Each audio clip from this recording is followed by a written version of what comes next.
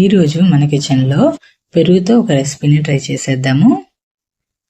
పెరుగుతో ఇలా ఒక్కసారి రెసిపీ ట్రై చేసి చూడండి. ప్రతిసారి కర్రీ కూడా పక్కన పెట్టేసి ఇలానే ట్రై చేస్తారు.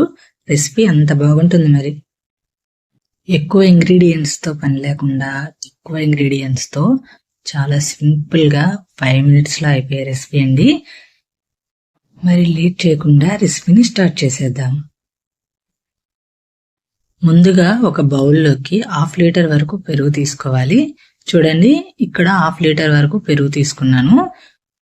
పెరుగు ఫ్రెష్ పెరుగైనా పర్లేదు, లేదా కొద్దిగా పులిసిన పెరుగైనా సరే ఈ రెసిపీ చాలా బాగుంటుంది. ఇప్పుడు దీనిలో కొద్దిగా వాటర్ వేసుకొని స్మూత్గా అయ్యేంత వరకు ఇలా కలుపుకోవాలి. ఇలా అంతా ఒకసారి మిక్స్ చేసుకున్న తర్వాత ఒక చిన్న ఉల్లిపాయని ఇలా చూపించిన విధంగా చిన్న చిన్న ముక్కలుగా కట్ చేసుకొని వేసుకోవాలి. అలానే ఒక పచ్చిమిర్చిని కూడా ఇలా ముక్కలుగా కట్ చేసి వేసుకోవాలి. అలానే పెరుగుకి సరిపడినంత ఉప్పు కూడా వేసుకొని అంతా ఒకసారి మిక్స్ చేసుకొని పక్కన పెట్టుకోవాలి.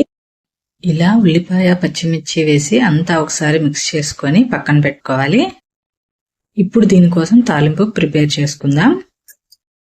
తాలింపు కోసం ముందుగా స్టవ్ ఆన్ చేసి ప్యాన్ పెట్టుకొని ప్యాన్ వేడెక్కిన తర్వాత 2 స్పూన్ల ఆయిల్ వేసుకోవాలి.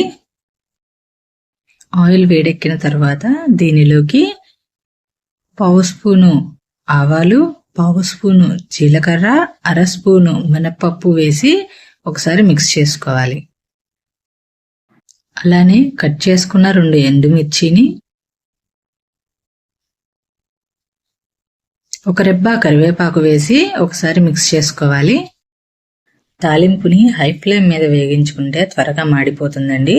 సో మీడియం ఫ్లేమ్ మీద మంచి వాసన వచ్చేంత వరకు వేగించుకుంటే సరిపోతుంది. ఇప్పుడు దీనిలోకి 1/2 స్పూన్ వరకు పసుపు వేసి ఒక 30 seconds పాటు మీడియం ఫ్లేమ్ మీద వేగించుకుంటే తాలింపు అనేది రెడీ అయిపోతుందండి. ఇలా నేను చెప్పినట్టు పసుపు వేసిన తర్వాత ఒక 30 seconds వేగించి చూడండి. అప్పుడు రెసిపీకి బెటర్ టేస్ట్ వస్తుంది. ఇప్పుడు స్టవ్ ఆఫ్ చేసుకొని మనం ముందుగా మిక్స్ చేసుకున్న పెరుగుని ఈ తాలింపులో వేసుకొని అంతా ఒకసారి కలుపుకుంటే ఎంతో టేస్టీగా ఉండే పెరుగుతో మనం చేసుకున్న పెరుగు చట్నీ రెడీ అయిపోతుందండి. మరి మీరు కూడా తప్పకుండా ట్రై చేసి ఈ రెసిపీ ఎలా ఉందో నాకు కామెంట్ చేయండి.